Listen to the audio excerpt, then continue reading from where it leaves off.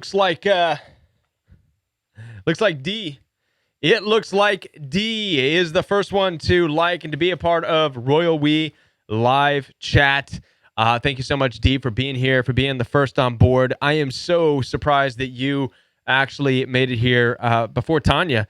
You beat Tanya. That's definitely, that deserves a prize right there. Tanya has been the undisputed champion of being here first. What's up, Audrey Ellis?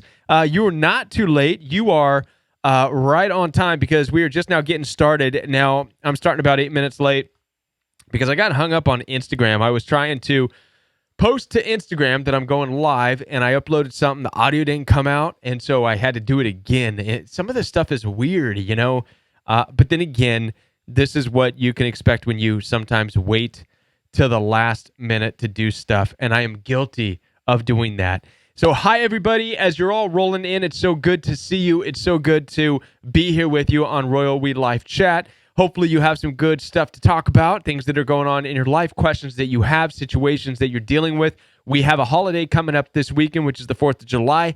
What is that doing to you? How is that making you feel right now? Are you looking forward to spending it with some people? Are you not looking forward to spending it with some people?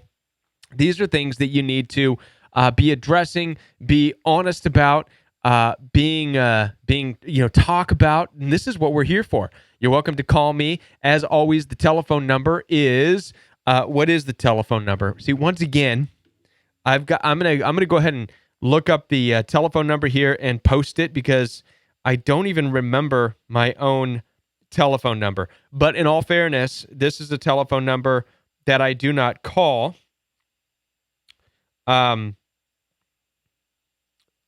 Because I don't call myself for help. I just talk to myself in the mirror, if that makes sense. I don't have to use the phone. So what I'm going to do is go to get my telephone number, and I'm going to go ahead and type it in here for you. As I see, D was not able to beat me to this one. So I'm going to go ahead, put in my telephone number for you all, so you can all jump on, give me a call if you need to call, chat with me if you need to chat. And this is all about you tonight. We're all about you, answering your questions. I'm going to put a big note here for you. Call me, please. There you go. All right, call me. I challenge you. Challenge you to call me. Say what's going on. How are you doing? Everybody, anybody except Antonio. Now, Antonio is the man when it comes to calling in. He calls every single week, man. He's like, if he's gonna call. So let's put the challenge out there. Beat Antonio when it comes to calling. How's that for a challenge? All right. Now let's go ahead and see if we can find some questions. Now, typically what I like to do is on these is answer the questions in the chat room thread as you all are chatting. But in addition, and I'm going to go ahead and scan right now for some questions and see if there's anything that you all have on your hearts and on your minds. And then, we do, from his kid. Hello there. All right, so we already have a question right off the bat. Hello there. Question is this pandemic, and I take it that you're talking about the pandemic of the coronavirus. There's a couple pandemics. There's a pandemic of a virus, and there's a pandemic of people destroying buildings and property and stuff like that. So, but I take it you're talking about the pandemic of the sickness that's going on. And is it a bad time to leave an abusive marriage? Well, what's interesting about this question, I don't mean to chuckle at a bad situation because I'm sure that you're having a bad situation, but in the current pandemic of people being isolated and being at home, and especially if you're not an essential worker, there was often talks about things that would happen. And one of them was that the result of the pandemic and people having to stay at home was either going to be, the result of that was going to be more children and more population or more divorces and people separating. And that's why I chuckled. Not to make light of your situation, but just to say how, you take those types of memes as a joke until you realize, oh my gosh, people in life are really being put together for long periods of time. And they're like, oh my gosh, I'm ready to get out of this relationship now. So in all seriousness, to answer you, his kid, let's see, I'm getting ready to leave a 10-year sexually abusive, controlling relationship. Should a woman do this now? Now, without knowing any details of the situation and of the marriage, when we hear sexual abuse of any kind, right, meaning that it's unwanted, and we're not talking about the typical sex that marriage is for. I mean, listen, let's face it, if you're going to be married, sex is a part of marriage. Without sex in a marriage, then you really have no other reason whatsoever to be together, and the marriage is basically abandoned, right? There's a big part of coming together in unity is to satisfy that mutual need for physical connection. That's just one of the agreements of marriage, right? And I often tell, listen, if I personally was a marriage counselor, I would say be prepared for this. Part of what you're getting into is to make an agreement to take care of this in that other, with that other person. Even if you don't feel like it, even if you wake up one day and say, I don't like the way you look anymore, or I don't like the way you ate your burrito last night, it grossed me out, so I'm never going to have sex with you. No, you can't be doing that stuff, right? You have to understand that part of the agreement of the marriage is, listen, my body does not just belong to me. This marriage functions because we come together. You take care of your end of the deal. You take care of the house. You pay the bills. You do this. You work your ass off. And me as a woman, I do this and I do that. And part of that agreement is, and listen, at the end of the day, we come together and satisfy each other's needs. Because if you don't, then it spells all kinds of other trouble. And then people are leaving and going outside of the marriage. And you know what I mean? But not wanting to leave the marriage, but they're going outside of the marriage to get needs met. You don't want to do that. Now, then, if what you're talking about is actually disgusting, deplorable abuse, like he's trying to get you to do things that you can't, it's not normal, right? It's just defiling, it's degrading, it's demeaning, it's devaluing. In no way, shape, or form is it an act of sexual gratification that should please somebody, but more of just an abusive, sick, and twisted, disgusting thing, right? Then obviously you have every right to say, stop. We're not doing this. And if it doesn't stop, now you're getting into abuse, right? So again, without knowing the details, I'm making a lot of assumptions here of what's going on in your situation because I don't know the details. But if you're calling it abuse, then we're going to side on where you're at right now, which is calling it abuse. And you need to be able to address the situation with people who you know, who you love. This is what's going on. Should I leave the situation? Should I get out of the marriage? And I would advise you, right, to seek that counseling with somebody who you can go into a lot more detail about it with, so they can help you to understand what's going on. Again, like I said, I don't know where to draw that line with you when you say sexual abuse within a marriage. That's a difficult. You guys remember the movie Gone with the Wind? I'm reminded of that movie where we have a situation where in the movie the woman had this great man. What was his name? Mr. Handsome Dashing. What's his face? I don't even know. Gosh, he was real famous in the 30s or 40s, or whenever that movie was made. Gone with the Wind. Somebody help me out. Who can help me out?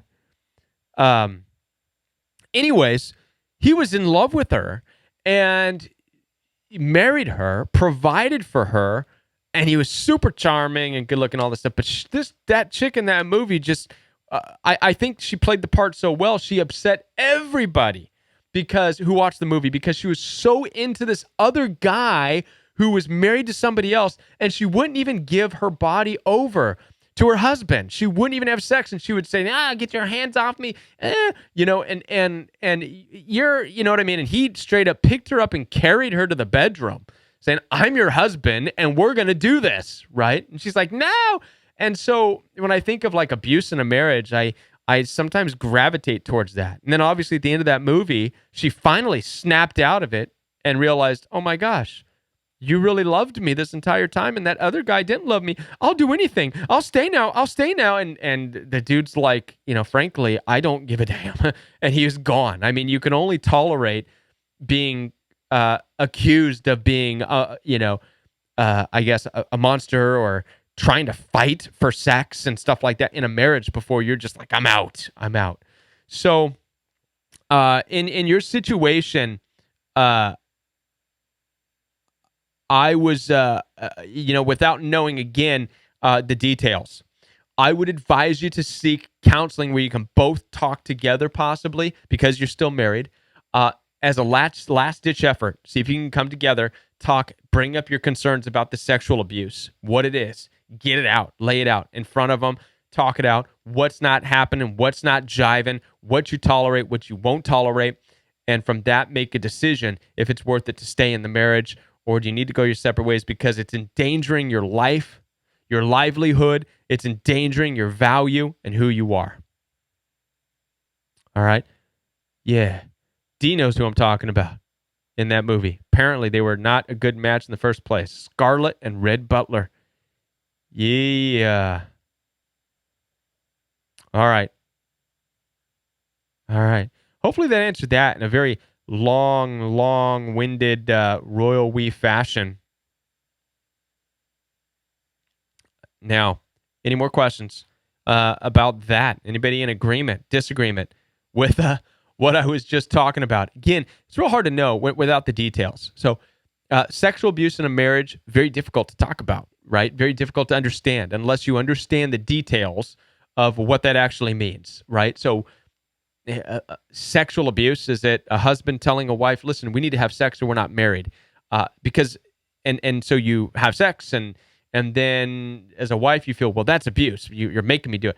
Well, is it, or is it just true? You know what I mean? Listen, we're married. We're going to have sex. If not, I'm out. And these are things, again, you just have to decide. And really, you need to decide these things before marriage. Before marriage, right?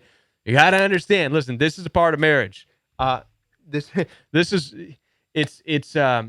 Marriage isn't easy, right? It's not for the faint of heart, and it's not for people who get queasy really easy. You know what I mean?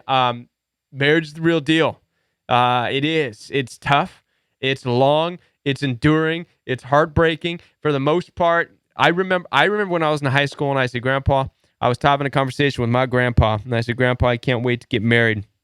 My grandpa said, in his country voice, he said, now,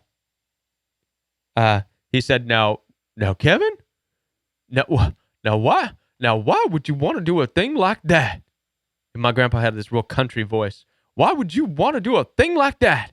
As my grandpa, he was married for like ever, right? He met my grandma when they were on a farm, like when they were both 9 or 10 or something. I don't know. That whenever our grandparents got married, they married young, stayed together forever. But even he was like, why would you want to do a thing like that? And I think as I look back now, I get it. I would say the same thing. My son came to me and said, Dad, I can't wait to get married. I would say, boy, I could slap you upside your head right now. I said, now, son, slow down, calm down. There's a lot of things about marriage that it is not all fun and games and rosies and daisies, and it's not. It is tough, and it's grueling, and it's work, and it's hard, and it's crying, and it's tears, and it's anger, and it's frustration, and it's sex, even when you don't want to.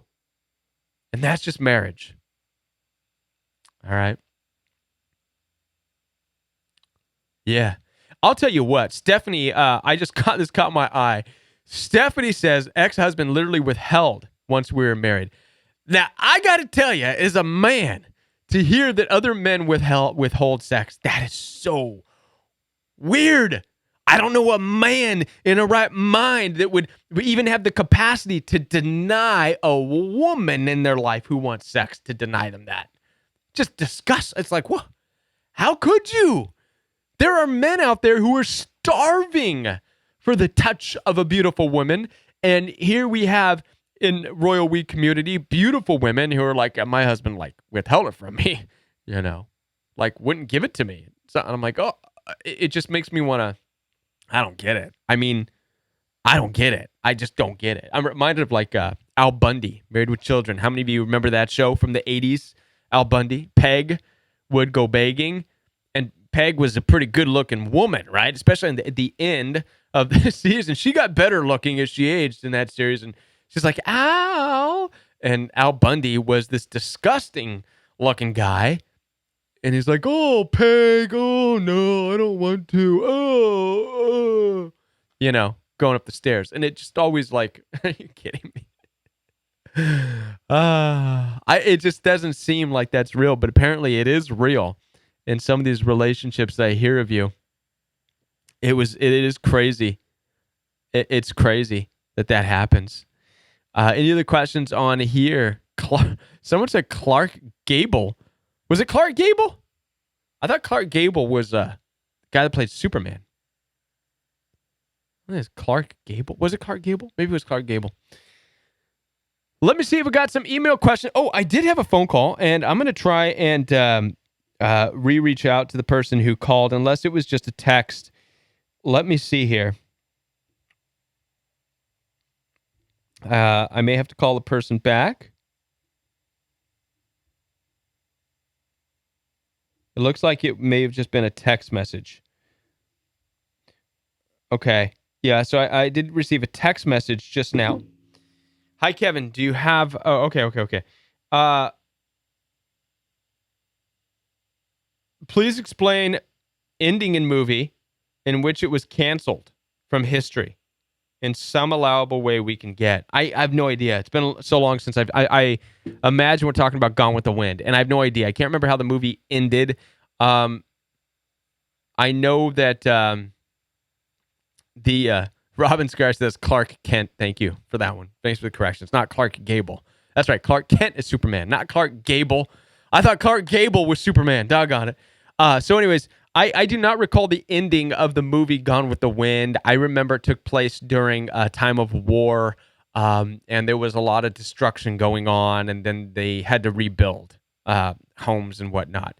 But I remember watching the movie. I was so immersed in the emotions that I tend to be a real sensitive guy anyways, an emotional person. So I was immersed in the emotions that the actors were portraying. I mean, I don't know if you all can relate to this, but like I said, just I was so immersed in the character of that girl, Scarlett, and her wishy-washiness. I was thrown by that. I mean, even being a young person and watching that, I knew something was off with that girl. She's like married to this guy, but this guy seemed to have everything, and she wanted nothing to do with him. She wanted this other guy who was married, and then realized that this guy wants nothing to do with her. And so then she wants that guy after putting him through hell. And the guy's like, I'm out, peace. And I was so immersed in that. I'm like, they did a good job. How many of you have seen Gone with the Wind and would say, man, they really, however they put that movie together, those characters really were able to invoke feelings in you, either one way or the other. However you felt about the characters, you felt something. And good for them. Good for them for making that movie. D asked me, Kevin, have you watched the John Wayne movie called, what's that say? Micken Clock? I have not. I have not. Wife withholding intimacy. Can't say I agree with the end of the movie. No, but I'll have to check it out. I'll definitely have to look into that and check it out. All right. So let's see if we can go online here and find any email questions. I do like to go on from time to time and look at some email questions that people send in every now and then. I do get a lot of email questions at the same time. I also get a lot of just stuff like, great videos, stuff like that. So sometimes I have to fish through these to actually look for the questions. And so I don't see any right there. Let me look elsewhere. And if I don't find any soon, again, which are actual legitimate questions, and let's see. All right. Somebody asks here, do I have to be religious to benefit from consultations? No, you don't. That wasn't the question I was hoping for. No, listen, Royal We is not bent on any religious expectations. As a matter of fact, one of the things that the Royal We is doing is deconstructing or breaking down a lot of the religious ideas and practices that we have, right? That's a big thing that we are trying to do. A lot of people are really turned off of modern day Christianity, of modern day faith.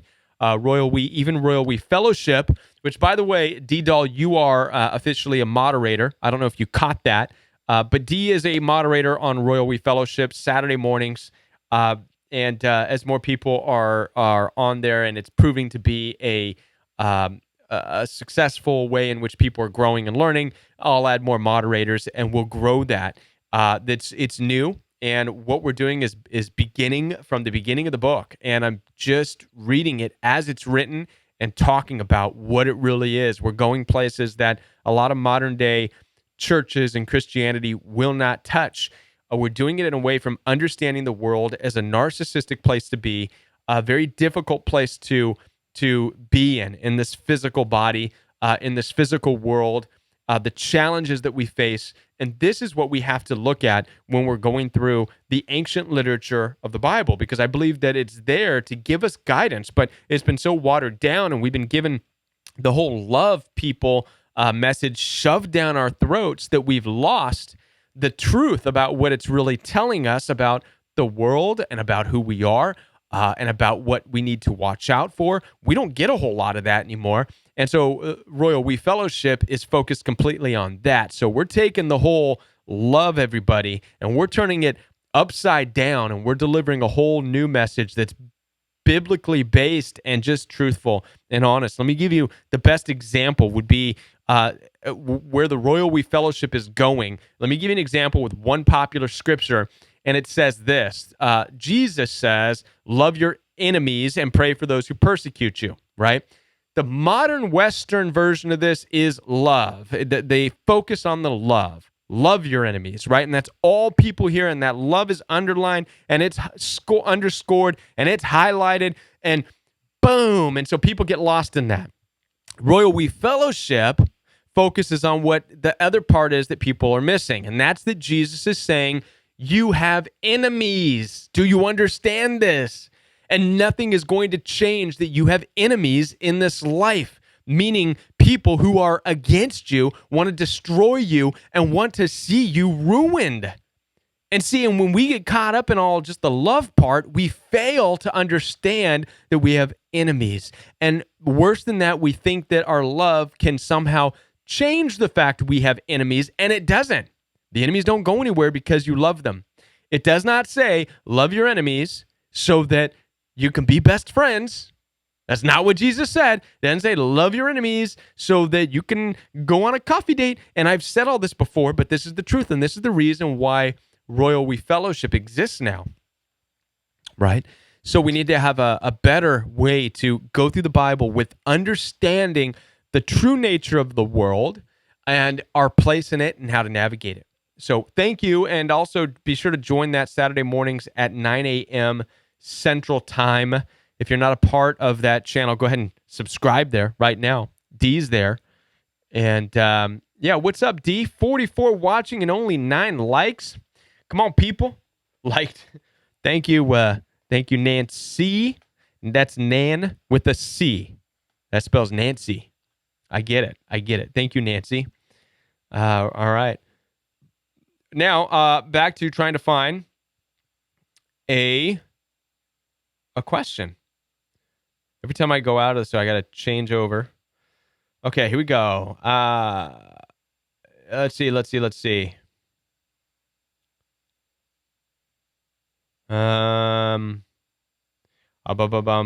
Awkward pause while I'm looking for a question to talk about. Tell you what, here we go.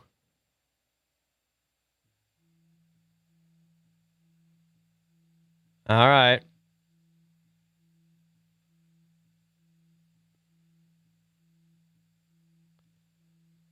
All right. So, here we go. A long one. This will be the last one, and we'll. Oh, we got a phone call. You're live on the Royal We. Hi, this is Carrie. I was in the live chat. Hi, Carrie. How are you? Thank you so much for calling. Hello? Hello? Can you hear me? Yeah. A long one. This will be the last one, and we'll... Do you hear that? Carrie? Carrie? Carrie, I'm here. how are you? Thank you so much for calling. Oh, okay. Carrie, can you do me a favor? Yes, I'm here. Can you turn down your computer? Sure. This will be the last one, and we'll... Do you hear that? Am I on? Am I? Yes, you're live. I was hearing myself in the background. I had no idea who that was. So, thank you. What's going on, Carrie? Can you turn down your computer? Sure.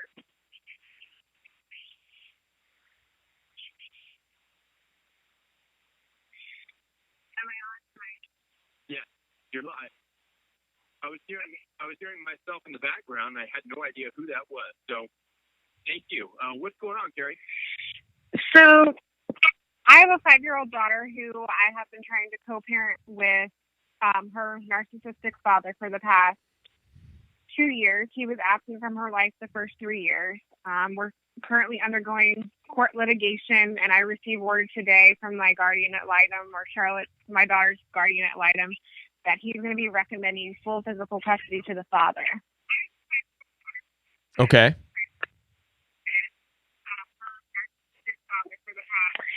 And he's saying that he recommends full physical custody to the father because I have excluded her from spending time with my parents, who I intentionally removed myself from as a boundary, and that I'm not facilitating a relationship with him because I believe it's toxic.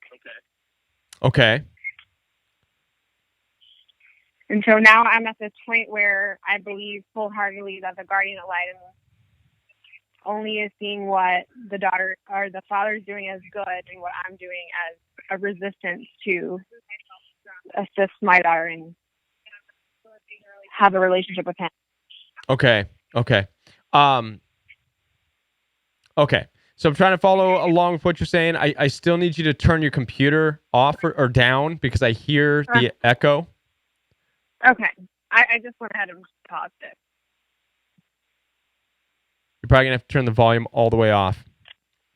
Yeah, I did. Okay. Okay, so you have the guardianship of your child has gone to a toxic partner of yours, right? An ex, is that correct? So I have full physical custody, and we're in court, and the guardian of my daughter has now recommended that the full physical custody that I have should be completely switched over to the father. Okay, for what reasons? Do they have any grounds for that? He's saying that I have eliminated her from her grandparents. So isolation? And, and that I am not facilitating a relationship with him. Okay. So where are you on that? So, well, to put more information out there, my mother was my daughter's child care provider for the first 3 years while the father was absent. And then when he entered the picture, she quit, and I didn't really hear from her. And because of tension that arose from that and some passive comments on her part, I decided it was at that time no longer healthy for me to continue to engage in that relationship. And then after I decided to do that, and she was no longer seeing my daughter, she then decided to form an alliance with my daughter's father. Okay. So, the only question I would have is all the caretaker stuff and the different, because it sounds like there's a lot of people involved in this, a lot of hands going in there. But it sounds to me like they're saying that they're being isolated from the child. Okay. And so they want to change that. They don't want to be isolated from the child. So what I'm asking you is it true? Do you feel like you are in a way isolating that child from them? No. Okay, so are you allowing them to see the child? Yes, my daughter sees her father every other weekend. Oh, okay. Well, then all you can do in these situations when they're pushing for this stuff is just show that you're doing your part, right? The daughter is seeing the father every other weekend, and that enough said, right? I think ultimately what's going to happen in these situations is, and I haven't personally been in this situation, but I know a lot of people in the community have. You're going to have to get the mediators involved, and there's going to have to be set times. Father gets him this time, you get him this time, and you have to go along with it. Whatever that outcome is, right? It's best that you just do that, and all you do is do your part. Make sure that you're the best mom that you can be when it's your time with the child. But you also have to understand and have some respect, as difficult as it is, for the father of the child to also be a father, right? And I know this is hard. A lot of times you may not even want that. You may just feel they're so toxic and because of how they treat you that there's no way you want them involved with the child. But unfortunately, in the system that we live in there, the way in which we live, the father has a right also to try to have a relationship with the child. And you'll have to find it in yourself to be able to say, you know what? Okay. It could be worse. She could never know a father and live a life growing up a girl without having a father at all. And then what would that look like? You know what I mean? So this is going to take some time just for some personal thinking, right? With your own, when it comes to your child, it has to be your own issues in the relationship aside. Yes, he was mean to me. He disrespected me. He did not value me. But we're not talking about me here. We're talking about the child. This is a daughter who needs a father, right? I know a lot of times we want to say, well, we don't need fathers or mothers. Well, yeah, right? We know the value of a father figure in a person's life. So I encourage you to do that, right? Do counseling. But at the same time, if there's obvious abuse taking place from the father to your little girl, then you have to take action against that. But if there's not any abuse taking place, right now it's just hey, we want to see the child. I'm the father. This is my family. And I want to be a part of her life too. Then, this is what you're going to have to figure out legally, right? Right. That's the best that I could give you on that. Okay. I mean, my question was more, I guess, in what you're saying is kind of answering it, is just the guardian designated to my daughter throughout this pending litigation is not seeing any of the narcissistic tricks that my daughter's father is doing, and it's just continuing to paint me in a bad light that the guardian ad litem is listening to. I get it. I get it. Right. Yeah. See if the better strategy is to just continue to, be the best mom you can. And just pray, and hope that God clears the way for all the people that are involved in this to see the truth. Oh, listen, you can't hide the truth, right? So you can't. If the truth is you are, listen, I'm going to make a video talking about projection, okay? And it's going to look like this. If you were a projection, I want you to imagine like a movie screen, right? The narcissist and toxic people are projectors, and they project onto you whatever image they want people to see. They want people to see the movie that they're directing. And in that movie, you're the bad guy. And so they're projecting this onto you for the whole world to see. So what is the only way that a projector screen would not be able to show that movie? I'm asking you, can you think of it? How many ways, what are ways in which a movie projected onto a screen would not be able to be seen? Which one of the ways? To turn it off. You can't turn off the projector, right? You're on the other side of it. You're only the screen. So let's say you can't turn the projector off, but you can do whatever you need to do to the screen. What would you do? What's one way where you can get it so that the projection would not show up on the screen? I'm going to open this up to people in the community as well for an answer. I challenge everybody to try and figure this one out. If you're a movie screen and a projector is projecting onto you, what is one of the ways in which the projection would not be seen?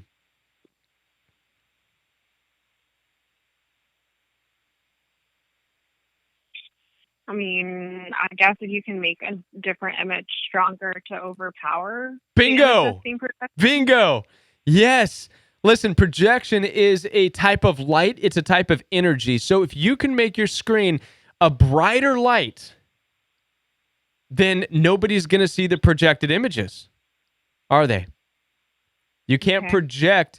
This is why screens have to be dark, and this is why the atmosphere has to be dark, and this is why movie theaters are dark, and the screen is dark, so the projection is what people see. And a lot of times in toxic relationships and narcissistic abuse, we kind of just clam up. We go into these shells, and this is where narcissistic projection just wreaks havoc. And we start to believe that other people are seeing us the way they project onto us, when really all we need to do is just turn that light on the screen, a different light, and the projection will not be seen. So I guess the point of this analogy for you in the situation is be the best mom you could be. Be loving, be kind, be courteous in all of your interactions with not only your ex-husband, but also the caretakers and the people, the mediators. Show your love, show your worth, show your value, show your kindness. And nobody's going to see that projection. Nobody's going to pay any attention to what he says. It's impossible if you're consistently being brighter than the projection. I hope that makes sense to you. It definitely does. It gives me a lot of encouragement that I can just continue to strengthen what I'm trying to strengthen without, and trying to keep that hope and belief that it will outshine what's being projected. Yes. So thank you for that. Right on. Well, thank you for calling in. I appreciate your phone call. All right. Thank you. All right. Have a good night. Okay. Bye. All right, everybody. So I did not get to the email that I wanted to read because we did get that call, and I'm so glad we got a call. I really enjoy talking with people much more than reading questions and emails. But I do have an email here from June 26th that is, once again, like a story, which is fine. Listen, for those of you watching Royal We Live Chat, if you're watching it on playback right now, if you have questions and you're timid, you don't want to call in, you don't want your voice heard, that's fine. We understand. You can email in questions, and we will talk about the email version of the question, or you can text the question to the telephone number that's been provided. And it gives us all great insight and things to talk about and to challenge each other with on Royal We Live Chat. With that, I'm going to say goodnight to everybody. Have a great night. I am going to be working on a video, and I'm going to post it tonight on the Organic Royal We channel. I'm going to tell you right off the bat that it has to do with, I'm not going to, oh gosh, should I tell you? Should I say it? So I'm going to be talking about the spirit of Delilah. And I know many of you are not going to have any idea what I'm talking about. What is the spirit of Delilah? And but it's going to be an interesting video, and I'm looking forward to putting it out there. So be looking for that later tonight, and be back here next Monday night, Royal We Live Chat, 9 p.m. Central Standard Time. Also, if you're not already a subscriber, go ahead and subscribe to Royal We Fellowship, which is Saturday morning. So this coming Saturday morning, we will be having Royal We Fellowship. We're going to be continuing on in the Bible from a part of from healing from narcissistic abuse. We're going to be talking about temptation, fall, all that stuff. And we'll be back with more on Royal We. Thank you for being here, guys. Bye. Guys and gals, I want to be correct for all of you. Thanks for being here, guys and gals. All right, much love. Have a great week, everybody. Bye. We want music. Do do do do.